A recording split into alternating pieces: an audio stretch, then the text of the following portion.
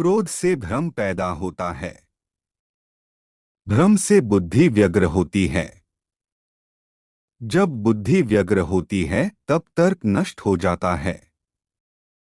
जब तर्क नष्ट होता है तब व्यक्ति का पतन हो जाता है। किसी दूसरे के जीवन के साथ पूर्ण रूप से जीने से अच्छा है कि हम अपने स्वयं के भाग्य के अनुसार अपूर्ण जिएं। जो भी मनुष्य अपने जीवन आध्यात्मिक ज्ञान के चरणों के लिए दृढ़ संकल्पों में स्थिर हैं, वह सामान्य रूप से संकटों के आक्रमण को सहन कर सकते हैं। और निश्चित रूप से यह व्यक्ति खुशियाँ और मुक्ति पाने के पात्र हैं। जो व्यक्ति आध्यात्मिक जागरूकता के शिखर तक पहुंच चुके हैं, उनका मार्ग है निःस्वार्थ कर्म। जो भगवान के साथ संयोजित हो चुके हैं, उनका मार्ग है स्थिरता और शांति। मेरे लिए ना कोई घृणित है ना प्रिय किंतु जो व्यक्ति भक्ति के साथ मेरी पूजा करते हैं, वो मेरे साथ हैं और मैं भी उनके साथ हूँ। बुरे कर्म करने वाले, सबसे नीच व्यक्ति जो राक्षसी प्रवृत्तियों से जुड़े हुए हैं और जिनकी बुद्धि माया ने हर ली है, वो मेरी पूजा या मुझे पाने का प्रयास नहीं करते। जो कोई भी जिस किसी भी देवता की पूजा विश्वास के साथ करने की इच्छा रखता है, मैं उसका विश्वास उसी देवता में दृढ़ कर देता हूँ। हे अर्जुन, मैं भूत, वर्तमान और भविष्य के सभी प्राणियों को जानता हूँ, किंतु वास्तविकता में कोई मुझे नहीं जानता। स्वर्ग प्राप्त करने और वहाँ कई वर्षों तक वास करने के पश्चात एक असफल योगी का पुण्य एक पवित्र और समृद्ध कुटुंब में जन्म होता है। केवल मन ही किसी का मित्र और शत्रु होता है, ऐसा कुछ भी नहीं। चेतन या अचेतन जो मेरे बिना अस्तित्व में रह सकता हो, वह जो मृत्यु के समय मुझे स्मरण करते हुए अपना शरीर त्यागता है, वह मेरे धाम को प्राप्त होता है, इसमें कोई संशय नहीं है। वह जो इस ज्ञान में विश्वास नहीं रखते, मुझे प्राप्त किए बिना जन्म और मृत्यु के चक्र का अनुगमन करते हैं। मन अशांत है और उसे नियंत्रित करना कठिन है, लेकिन अभ्यास से इसे वश में किया जा सकता है। प्रबुद्ध व्यक्ति के लिए गंदगी का ढेर, पत्थर और सोना सभी समान हैं। व्यक्ति जो चाहे बन सकता है यदि वह विश्वास के साथ इच्छित वस्तु पर लगातार चिंतन करे। उससे मत डरो जो वास्तविक नहीं है, ना कभी था ना कभी होगा। जो वास्तविक है वो हमेशा था और उसे कभी नष्ट नहीं किया जा सकता। टाइम्स ज्ञानी व्यक्ति को कर्म के प्रतिफल की अपेक्षा कर रहे अज्ञानी व्यक्ति के दिमाग को अस्थिर नहीं करना चाहिए। जन्म लेने वाले के लिए मृत्यु उतनी ही निश्चित है जितना कि मृत होने वाले के लिए जन्म लेना। इसलिए जो अपरिहार्य है उस पर शोक मत करो। सभी अच्छे काम छोड़कर बस भगवान में पूर्ण रूप से समर्पित हो जाओ। मैं तुम्हें सभी पापों से मुक्त कर दूंगा। शोक मत करो। किसी और का काम पूर्णता से करने से कहीं अच्छा है कि अपना काम करें, भले ही उसे अपूर्णता से करना पड़े। मैं उन्हें ज्ञान देता हूँ जो सदा मुझसे जुड़े रहते हैं और जो मुझसे प्रेम करते हैं। मैं सभी प्राणियों को समान रूप से देखता हूँ, ना कोई मुझे कम प्रिय है ना अधिक। लेकिन जो मेरी प्रेम पूर्वक आराधना करते हैं, वो मेरे भीतर रहते हैं और मैं उनके जीवन में आता हूँ। कृष्ण भगवान के गीता के धार्मिक उपदेश सार इन हिंदी। युद्ध भूमि में अर्जुन श्री कृष्ण से कहते हैं, यह बड़े की शोक की बात है कि हम लोग बड़ा भारी पाप करने का निश्चय कर बैठते हैं तथा राज्य और सुख के लोभ से अपने स्वजनों का नाश करने को तैयार हैं। हे अर्जुन, विषम परिस्थितियों में कायरता प्राप्त करना श्रेष्ठ मनुष्यों के आचरण के विपरीत है। न तो स्वर्ग की प्राप्ति है और न ही इससे कीर्ति प्राप्त होगी। हे अर्जुन, तुम ज्ञानियों की तरह बात करते हो, लेकिन जिनके लिए शोक नहीं करना चाहिए उनके लिए शोक करते हो। मृत या जीवित ज्ञानी किसी के लिए शोक नहीं करते। जैसे इसी जन्म में जीवात्मा बाल, युवा और वृद्ध शरीर को प्राप्त करती है, वैसे ही जीवात्मा मरने के बाद नया शरीर प्राप्त करती है। इसलिए वीर पुरुष को मृत्यु ने नहीं घबराना चाहिए। न यह शरीर तुम्हारा है, न तुम शरीर के हो। यह अग्नि, जल, वायु, पृथ्वी, आकाश से मिलकर बना है और इसी में मिल जाएगा। परंतु आत्मा स्थिर है। फिर तुम क्या हो? आत्मा अजर अमर है। जो लोग इस आत्मा को मारने वाला यह मरने वाला मानते हैं, वे दोनों की नासमझ हैं। आत्मा न किसी को मारती है और न ही किसके द्वारा मारी जा सकती है। आत्मा न कभी जन्म लेती है और न मरती है। शरीर का नाश होने पर भी इसका नाश नहीं होता। तुम अपने आप को भगवान को अर्पित करो। यही सबसे उत्तम सहारा है। जो इसके सहारे को जानता है वह भय, चिंता, शोक से सर्वदा मुक्त रहता है। जैसे मनुष्य अपने पुराने वस्त्रों को उतारकर दूसरे नए वस्त्रों धारण करता है, वैसे ही जीव मृत्यु के बाद अपने पुराने शरीर को त्याग कर नया शरीर प्राप्त करता है।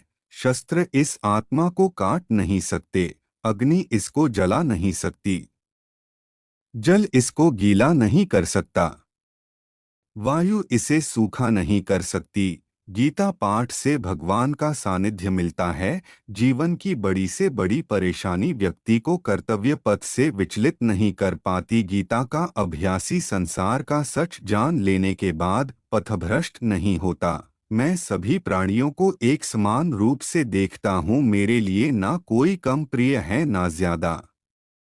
लेकिन जो मनुष्य मेरी प्रेम पूर्वक आराधना करते हैं, वो मेरे भीतर रहते हैं और मैं उनके जीवन में आता हूँ। जन्म लेने वाले के लिए मृत्यु उतनी ही निश्चित है जितना कि मृत होने वाले के लिए जन्म लेना। इसलिए जो अपरिहार्य है उस पर शोक मत करो। क्रोध से भ्रम पैदा होता है, भ्रम से बुद्धि व्यग्र होती है और जब बुद्धि व्यग्र होती है तब तर्क नष्ट हो जाता है। जब तर्क नष्ट होता है तब व्यक्ति का पतन हो जाता है।